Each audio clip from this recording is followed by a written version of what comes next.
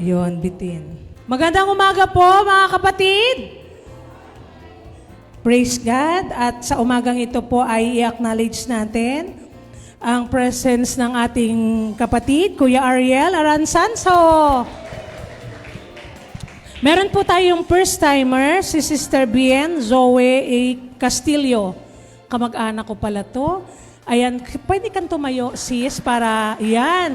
Siya po ay kasama, mga bagong kabataan po iyan. Kasama po ni Sister Princess. And isa pa po si Biera Cyril Esperanza. Ayun, o palakpakan naman po natin ang ating mga bagong kabataan. Napakarami na po nila. Praise God. Ayan. So, sa umagang ito po, lahat po tayo ay pinagpala ng Panginoon. Thank you. At marami po sa atin ay, dahil medyo marami po ang magte-testify today, sana po bibigyan po namin kayo ng 4 minutes each kasi para po ma-maximize natin yung oras. Una po nating tatawagin syempre ang ating birthday celebrant, ang ating president sa couple, si Kuya Lawrence Bonus.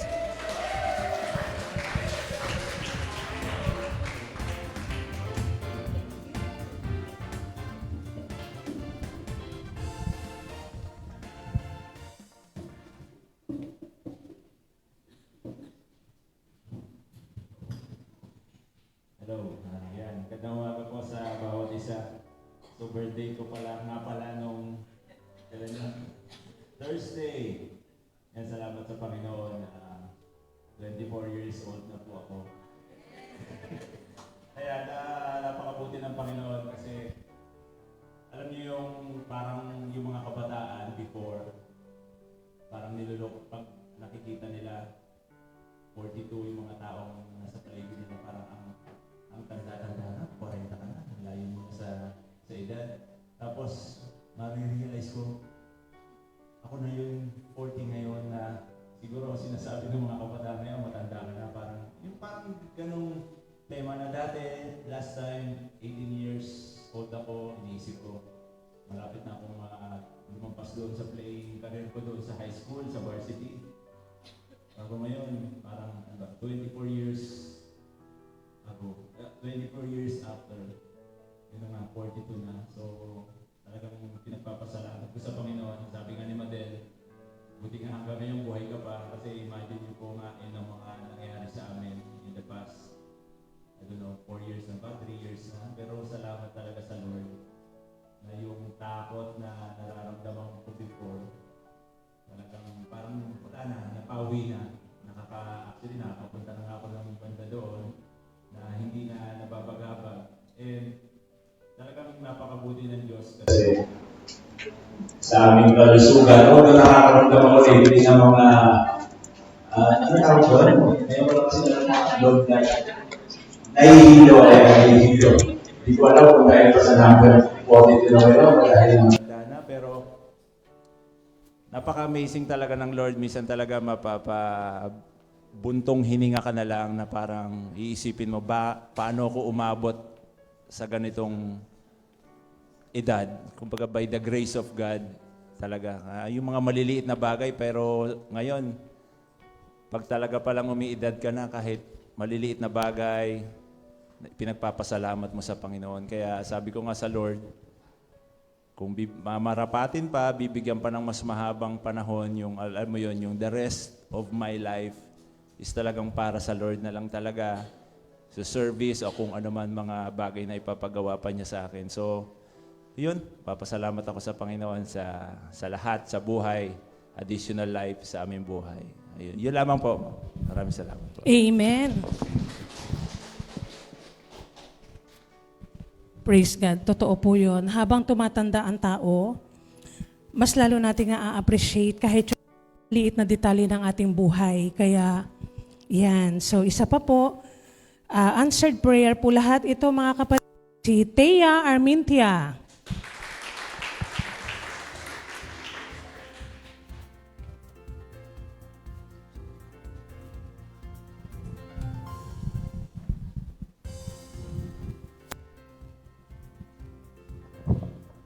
Ayun po, mapagpalang umaga po sa bawat isa po sa atin. Ayun, nagpapasalamat po kay Lord kasi po, yun nga po, last month nga po is inoperahan nga po ako sa appendicitis. Ayun nga po, salamat po sa Lord sa, ayun, sa pag-iingat nga po ng Lord, sa goodness nga po na ginawa niya po sa family po namin, especially po sa akin. Ayun, sobrang unexpected nga po talaga nangyari. Akala ko po ano lang po, diarrhea lang po. Yung pala, appendicitis na po pala. Pero nagpapasalamat po kay Lord sa inconvenience nga po na yun, talagang pinatunayan niya nga po na hindi niya po pinapabayaan yung mga anak niya. At salamat din po sa mga prayer po na, sa mga pinag-pray po ako, talagang malaking bagay po iyon. At salamat po kay Lord kasi ayun nga po, sa continuous healing po na ipinagkakalob ng Lord sa akin. Yun lang po. Amen. Ayan, so awareness na lang po sa ating mga kabataan, bagamat hindi ko alam ang pinagmumula ng appendicitis, hindi naman po ako, pag-aaralan ko muna pala yun. Pero ano po yan, isang hindi birong sakit na pwedeng maranasan ng mga tao. So kung hindi tayo aware, baka akala natin yun lang yun, pero sana po maging aware tayo, no? Ayan, at sino pa po? Si Sister Faith Shalana.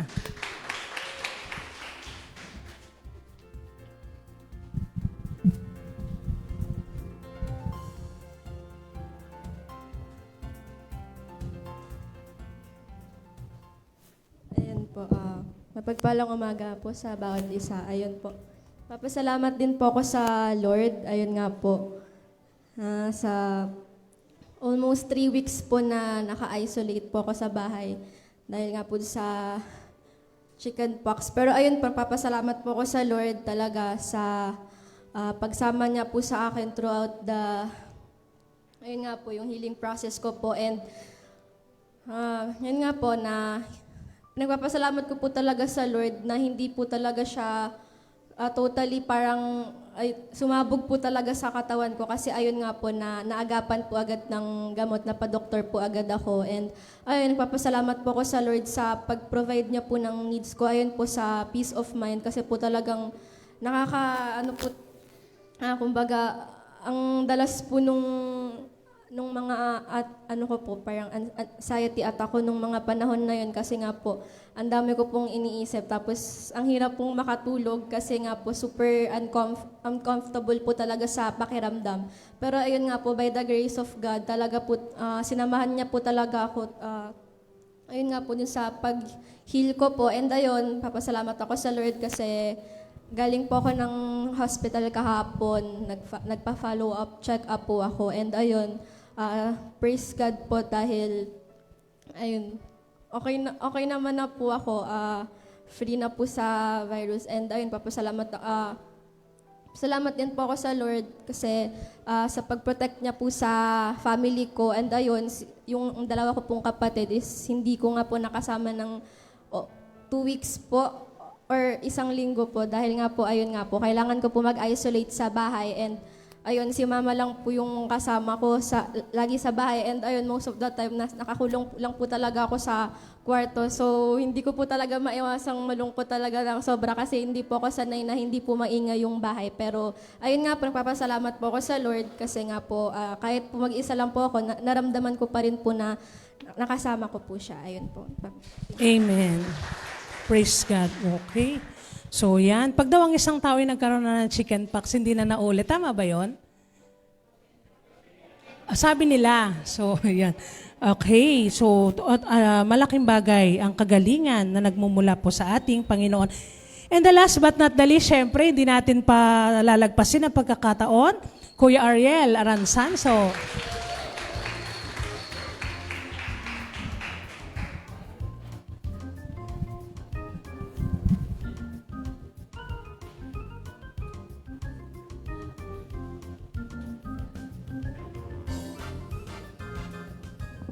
Mapagpalang Sunday po uli. At medyo may tamang tama ng replano. Dahil kabababa ko lang ng maaga kami nakarating, mag-alas 5. Nakaka-amaze talaga, no? Parang nagbakasyon lang ako ng saglit eh. Pero hindi ka panipaniwala dahil, yun nga, unang-una talagang nagpapasalamat ako kay Lord. Kasi akala ko biro lang yung opportunity na ibinigay sa akin dahil akala ko, kasi baka ako rumors lang, pero eto na. Dahil doon sa iniwan kong barko, teka muna, 4 minutes, wala pa naman 1 minute. E di, iniwan kong barko, yung mga opisyal, nakakalungkot man, na medyo nalungkot sila dahil mawawala na raw ako sa nila, paningin nila, yung bang, siyempre, alaga ko sila, kung ano yung gusto nilang pagkain na ibibigay ko, na hindi magawa ng iba. Ngayon, noong pumutok yung balita na yon, nalungkot talaga sila lahat dahil hindi na ako babalik sa barko na yon. Dahil itong ipinulaot ako ng opisina, gawa na may binigay sa akin bagong barko, nabubuksan ko. Kaya almost 48 days lang ako doon. Kaya ang sa akin, may papayo ko lang, lalo na sa kabataan o sa atin mga naandito, huwag kayong mawawala ng pag-asa kay Lord. Laging kay Lord, ano man ang mangyari, kay Lord lagi tayo. Huwag kayong manghinayang na sabihin yung oras nyo, busy kayo, huwag nyo isipin yun. Ang isipin nyo, lagi kay Lord. Basta si Lord ang magbibigay sa inyo, lahat ng problema nyo, lahat matatapos. Si Lord ang gagawa ng paraan. Dahil ako, sabi ko, ayoko na ako, matanda na ako. Sa isang taon, senior na ako, 60 na ako. Pero tignan nyo, binibigay sa akin ni Lord. Binigyan pa ako ng barko para makapagbarko pa uli. Sabi ko, isang taon, baka madadagdagan pa, maging 5 taon pa uli. Kasi sarili ko yung barko. Kaya nagpapasalamat ako kay Lord ng marami. Basta, lagi nyo lang isipin, ang laging mahalaga si Lord. O ano yung nasa kanta kanina, doon pa lang, mararamdaman nyo na. Gaano kasarap magsilbi kay Lord. Di ba? Yun lang masasabi ko. Salamat po. Praise God. Yan. So, isang matinding, ang tawag doon sa ganon, hindi ko maisip. Basta po, yung mga matatandaan, hindi. Yung mga ang experience, batikan, ayan, isang batikan ang nagpayo po sa ating mga kabataan. Totoo po. Lagi nating i-priority ang Lord. So yun, dadako po tayo sa ating pagbibigay. Handa na po ba tayo mga kapatid? Praise God. So ang bawat isa po ay inaanayahan ko na ipagkaloob po natin sa Diyos ang para sa ating Panginoon. Alam natin na ang lahat ng ating ginagawa para sa Diyos ay hindi po mababaliwala. Amen? Kaya po, tayong lahat ay tumayo at tayo po ay magbigay.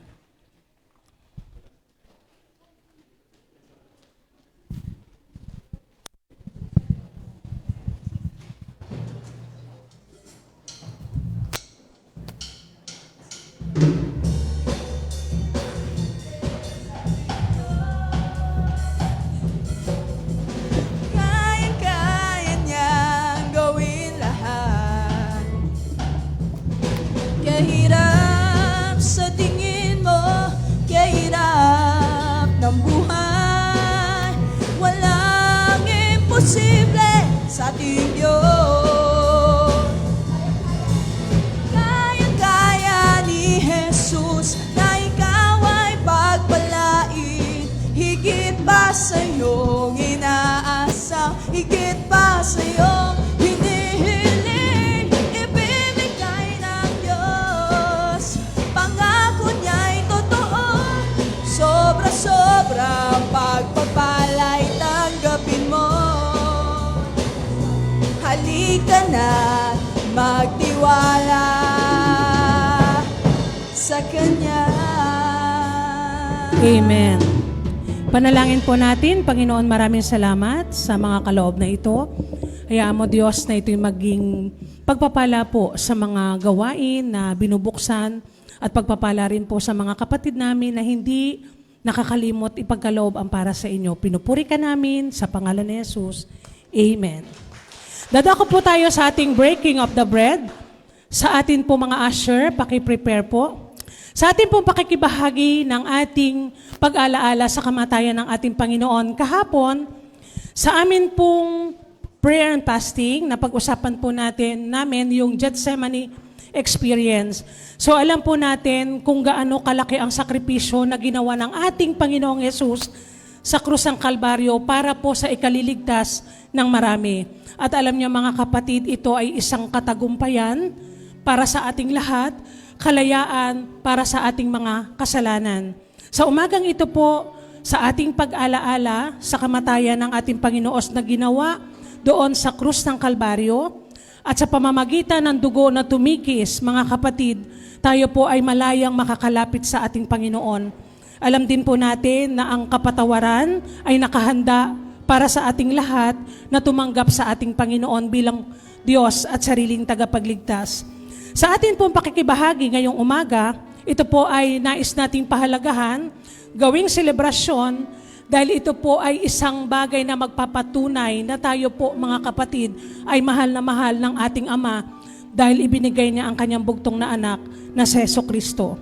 Para po sa mga first-timer o ngayon lang nakadalo, ito po, kung ito po i-distribute sa inyo at hindi pa po natin ito naiintindihan, pwede po tayong tumanggi kung hindi po natin ito kaya pang tanggapin, sa susunod na lang po. At so, pwede na po nating ibigay ang ating grape juice at ostya kung ang bawat isa ay matagpuan na po natin na handa na para po sa ating pakikipaglapit sa ating Panginoon. Manatili po tayo sa presensya ng Diyos, mga kapatid. Tayo po ay tumayo kung ito po ay atin ang natanggap. Ay aking hanap-hanap sa gitna ng bawat takot at paghihirap, sa kabila ng aking pagkukulang, patapatan mo, O Diyos, sa aming lahat, sa puso at damdamin, ika'y mananatili nang hanggan ang alay mong pag-ibig. Natapon ang iyong pag-ibig na nagdila, ako'y sa luz, ako'y iyong pinalaya. Jesus, ako'y aawit ang walang hanggang pagpupuri, ang puso ko'y sa'yo iaalay.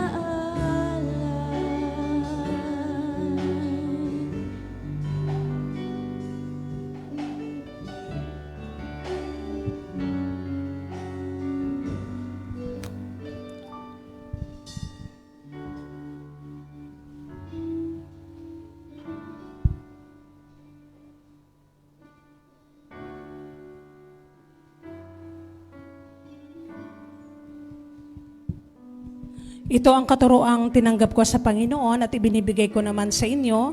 Noong gabing siya ipagkanulo, ang Panginoong Jesus ay dumampot ng tinapay. Itaas po natin ang ating mga ostya.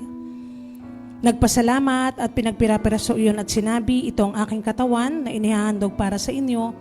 Gawin ninyo ito bilang pag-alaala sa akin. Tayo po ay manalangin. Ama na makapangyarihan sa lahat, salamat po sa iyong anak na si Jesus, na iyong kaloob para sa ikaliligtas ng aming buhay, ng aming luluwa. Sa umagang ito, inaalala namin ang kanya pong pagkapako sa krus upang kami ay makalapit sa inyo at magkaroon ng kapatawaran. Maraming salamat po sa pangalan ni Jesus. Amen. Kainin po natin. Matapos maghapunan, dumampot din siya ng kopa at sinabi, itaas po natin ang ating grape juice. Ang kopang ito ay ang bagong tipan ng Diyos na pinagtibay ng aking dugo. Tuwing iinumin ninyo ito, gawin ninyo bilang pag-alas-alas sa akin. Tayo po ay manalangin. Panginoon, maraming salamat po sa mga latay at dugo na tumikis sa krus ng Kalbaryo para po sa aming kaligtasan. Nawa, ang aming pagsiselebrate na ito, Panginoon, ay lalong makapagpalapit sa amin, sa inyo. Lalo naming hanapin ang inyong salita, lalo naming mapagtagumpayan ang hamon ng buhay, dahil alam po namin na kayo yung unang nagtagumpay dito, ang kamatayan. Maraming salamat po, Panginoon. Ang pagpalain mo po ang aming gawain ito sa pangalan ni Jesus. Amen. Inumin po natin.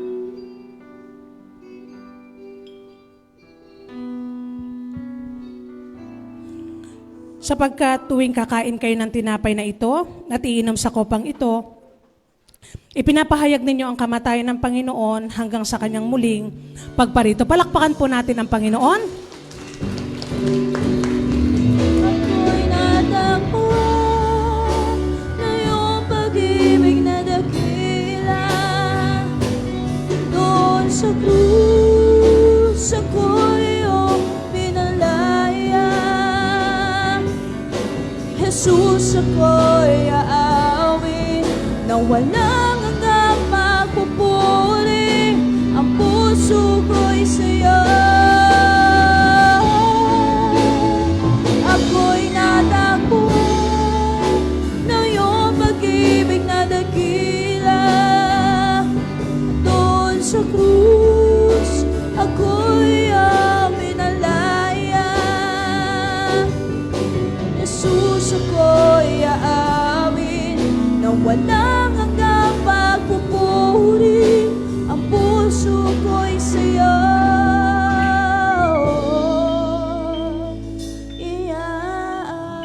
Amen. Tayo po ay makakaupo na.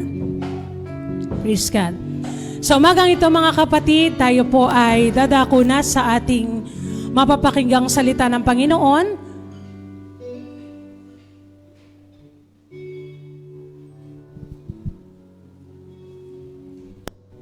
Ayan.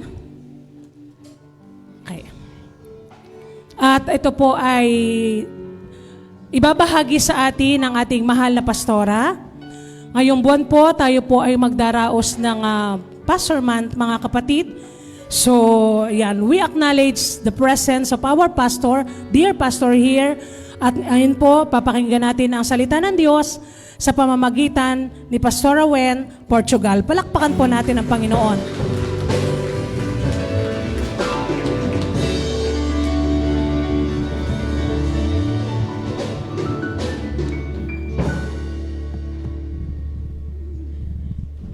Praise God. So, good morning mga kapatid. Magandang umaga. So, maayong buntag, no? And to all our online viewers this morning. Time flew so fast at ngayon po ay second week na tayo ng October, no? So, 2 months from now, we will be celebrating again our Thanksgiving and our local church anniversary. This coming December 15, so God permitted, no, na tayo po ay paabutin sa buwan na yan. So, again, we are so thankful to the Lord, no? Sino po ba'y na-bless nung nakaraang linggo during our cluster anniversary? Sino po nandito last Sunday? So, are we blessed? Pinapalakpakan po ang Diyos pag tayo po ay napagpapala.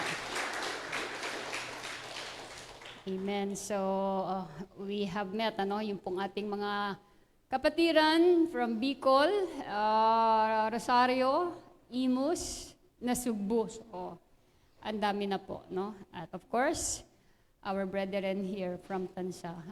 Last week, it's almost 100, no? Our brethren here from Tansa who came and attended our anniversary. Siguro yung ibang kalahati nito nasa online. Anyway, so, sige po. At our theme last month is all about sowing and reaping, no? So, for the continuation of our theme also for this month will be fruitfulness and unfruitfulness. Ayan. So, sino po ba dito yung mahilig magtanim? Sino po yung mahilig magtanim dito? Meron po ba? Wala. Nang sama ng loob, galit. Hindi po, wag ganon, wag ganon. Okay. Iba, parang mahilig magtanim ng ganon eh. Pero wag ganon. So, marami po, sabi nga nila, may green thumb no? Na talagang pag nagtatanim, makita mo, grabe yung nagiging bunga. Kaya oftentimes, yung mga ganito, nasabi nila may mga green thumb, talagang pinagtatanim nila ito. And even sa mga halaman, namumulaklak siya ng napakaganda. And one thing, why then we really need, yung nakaraan nga, no? Sabi nga, plant a tree for a better tomorrow. And why then we plant a tree? Of course, especially doon sa mga fruit-bearing tree, we are always waiting and looking forward, no? For the time na ito po ay mamunga because we are really after the fruit, no? Of what we have planted. So, bira siguro yung tahanan o yung lugar na walang mga puno. No? Kaya nga sa atin, napaligiran tayo dito ng mga mangga.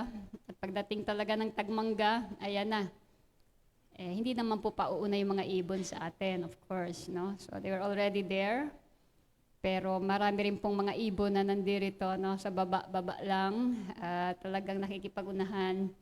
So, because yun po talaga ang ina-after natin, why then we plant a tree? It's really to, sabi nga po, matikman, kung ano man ang bunga nito. So, wala naman sigurong nagtanim na alam niya yung kanyang itatanim ay may bunga and will not expect for that fruit to be harvest. Pag dumating yung time na kailangan ng mamunga yung puno. Kaya nga sa Bible, kung makikita natin that time na nagutom ang ating Panginoon at napagawi siya doon sa isang fig tree. At nung time na gusto niyang makakuha ng bunga, it so happened wala siyang bunga.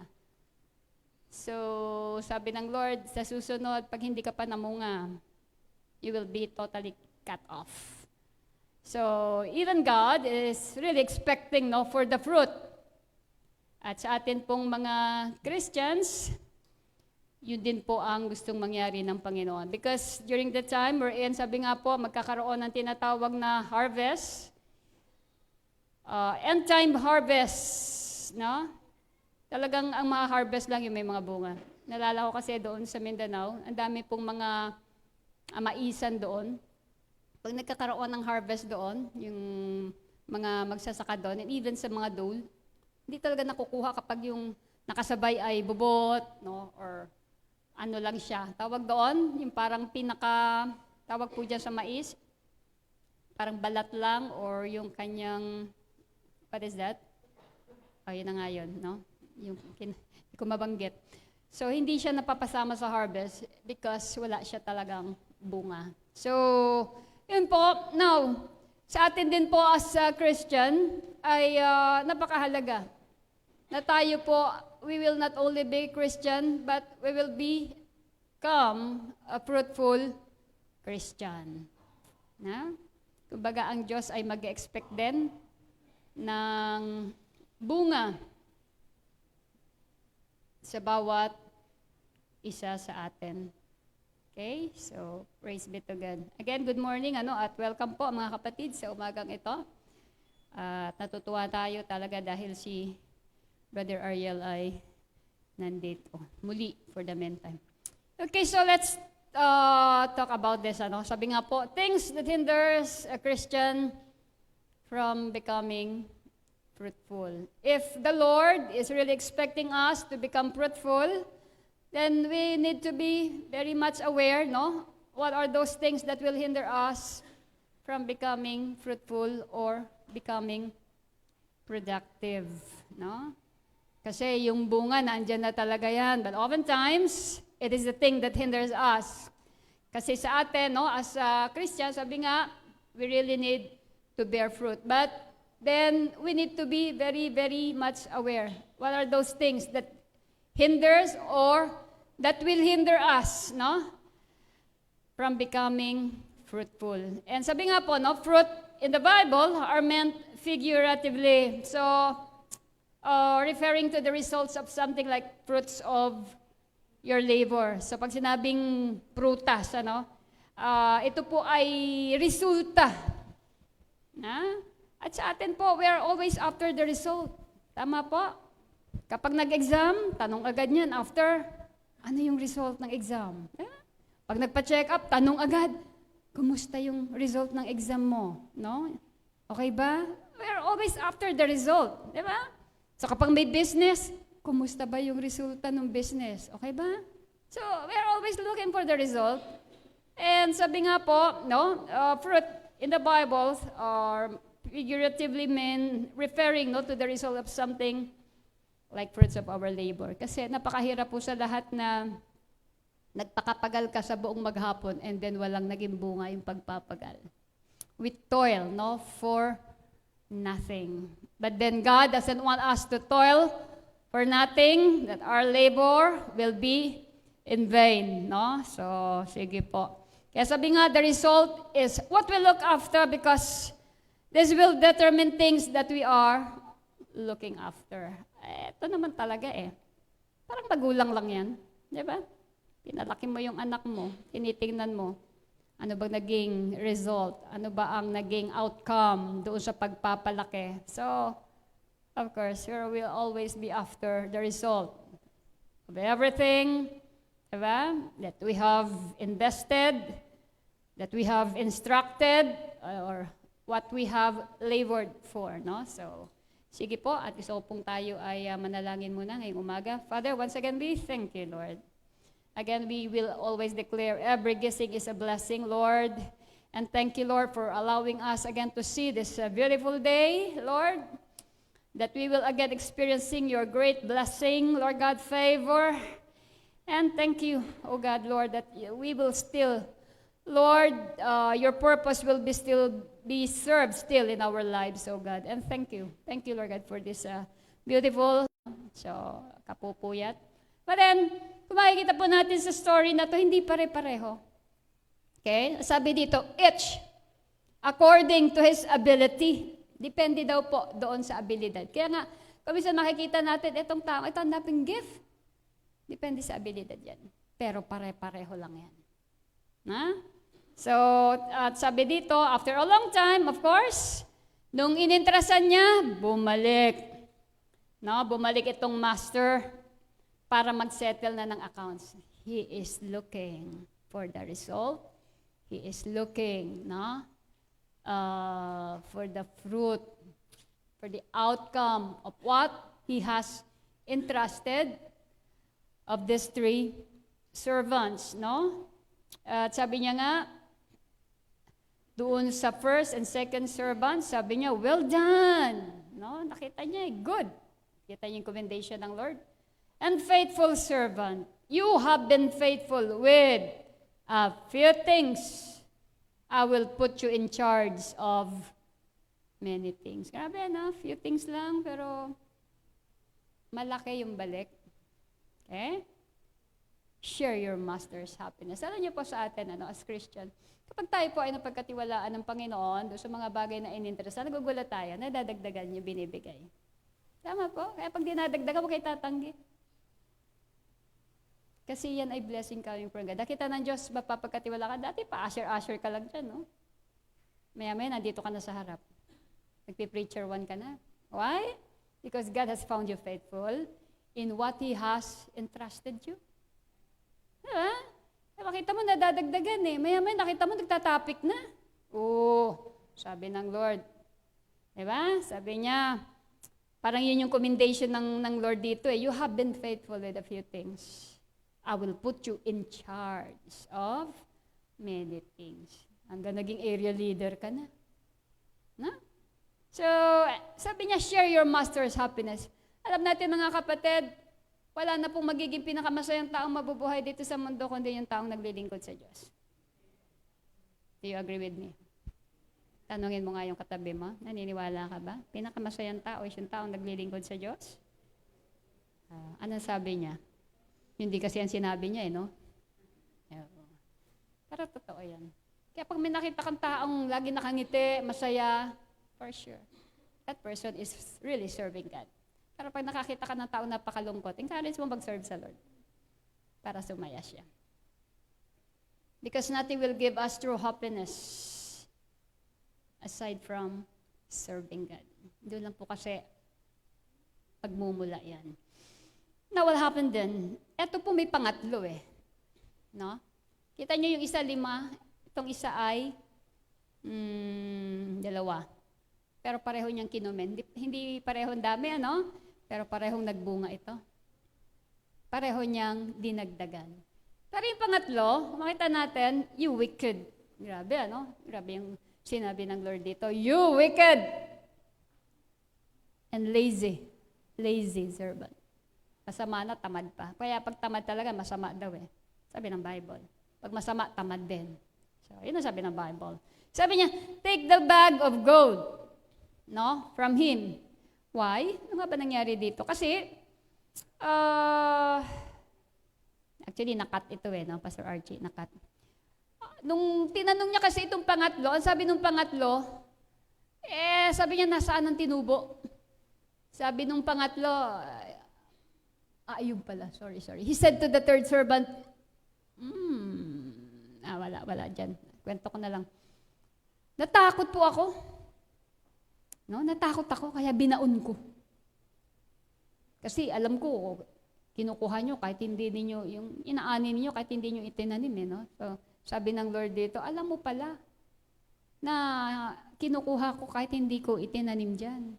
Isa naman lang, nilagay mo sa bangko para tumubo. Kita nyo po ang Lord? Masyado siyang after doon sa tubo. Ibig sabihin, merong dapat nangyari doon sa bagay na inintrust niya sa atin. And lahat po tayo ay mayroong kaloob na tinanggap mula sa Diyos. All has been given different talents. Don't tell me you don't have that. All of us. Tayo po ay nakakilala sa Panginoon. Lahat tayo ay pinagkalooban ng regalo. Tama po? But you know what? Lagi po nga hanapin ng Diyos. Ano ang ginawa mo sa regalong yan? Ano ang ginawa mo sa talent na yan? Ikaw ba ay kabilang doon sa una, pangalawa, o andito ka sa pangatlo, na ibinaon. At ang sabi niya, ibinaon ko po dahil natakot ako. Natakot for what? Bakit po marami kami sa mga Kristiyano nagbabaon ng kanilang mga talento?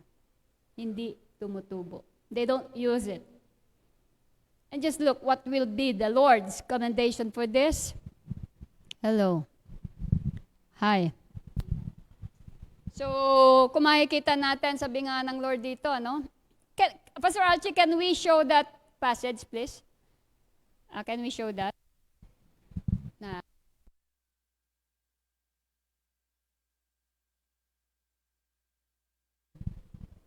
Praise. Sound check. Wala lumakas na to. Sound check. Kaya ba?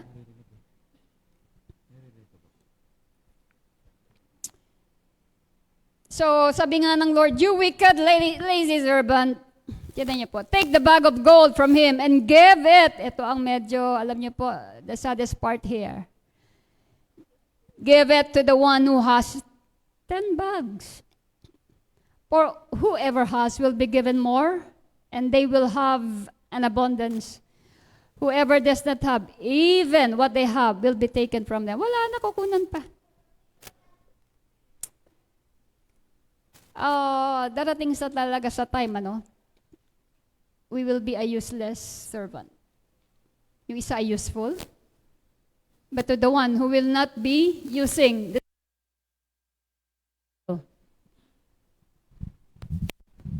praise.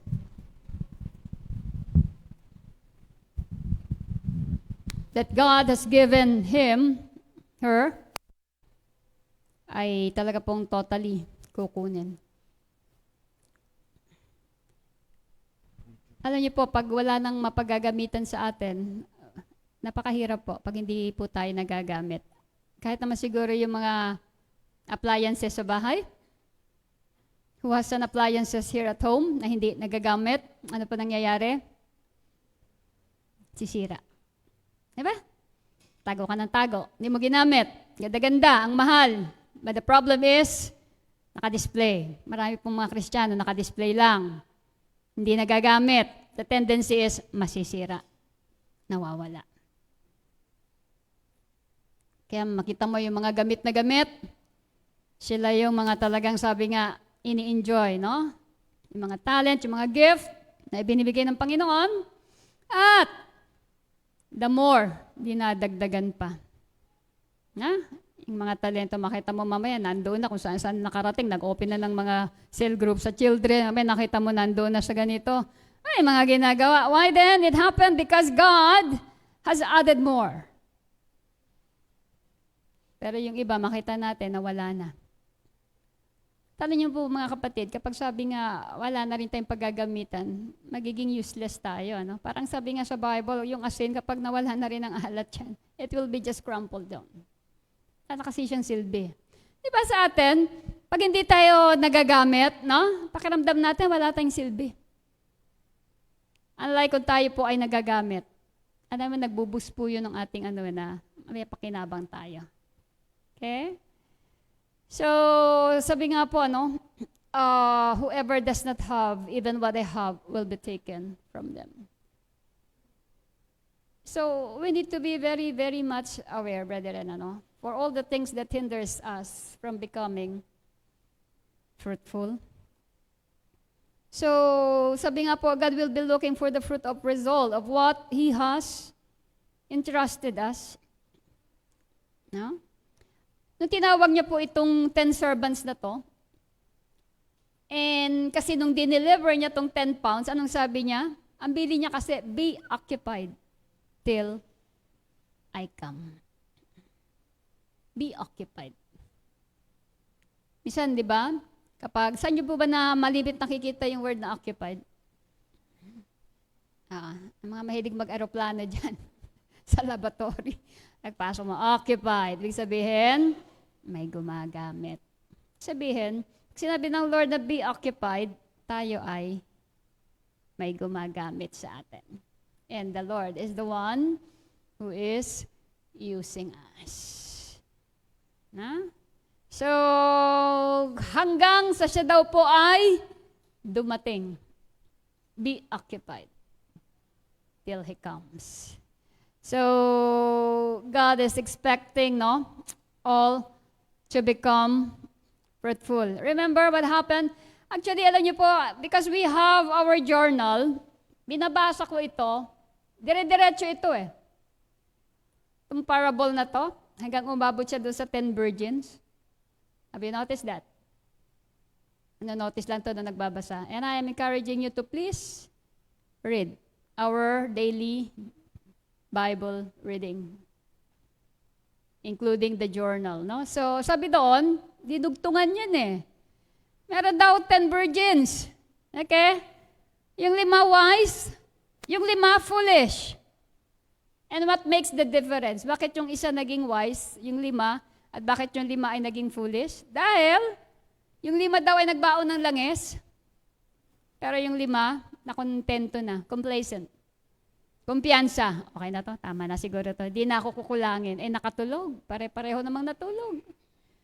No? Sa tagal nung kanilang naging pag-aantay sa pagdating ng groom, pare-parehong nakatulog. Pero, nung dumating yung groom, sabi nga, yung may langis, well, ayun. Dahil may reserba. Nagising, at nakasama. Okay? Pero pag wala ng reserba, alam niyo po, kagaya sa sasakyan yan, pag wala na yung gasolina, tutulak mo na yan. No, tama po. Pag may gasolina yan, you can drive that car. Pero pag yan, ay nawala ng gasolina, tatawag ka ng backup, tulak! Dali niyo ako doon sa gasolinahan, naubusan ako ng gasolina. Alam niyo po, maraming Kristiyano. That they can bring themselves here. But time comes, kinakailangan mo nang itulak. Hoy, attend ka ng gawain! Back up! Tulak yan! Hila, no? So it only shows, baka wala ng oil. Pag dumadating sa time na kinakailangan mo nang hilahin, itulak, and you cannot really come, no? On your own. So kung hindi ipapalo up, hindi na makaka-attend. You know what? We need to be very, very careful with this scenario. Lest we start, no? Sabi nga po, mag-decline. So ito po yung ina-aware po natin, no? And this is what the Lord has given, no? Together with the parable of the talents. Alam naman po natin, pag nakakatulog, may nakita po ba tayong natutulog na may ginagawa? Habang natutulog, naglalaba. May ganun po. Meron habang natutulog, namamalansya. O baka naman, merong ganun. Ha? Sabihin nyo lang po at iaano natin yan. Habang natutulog, nagluluto. Usually, pag tulog, walang ginagawa. And so many Christians, marami po ay nakatulog na. Pag ang Kristiyano, wala nang ginagawa for the kingdom, it only shows, nakatulog na yan. Kaya sabihin mo sa katabi mo,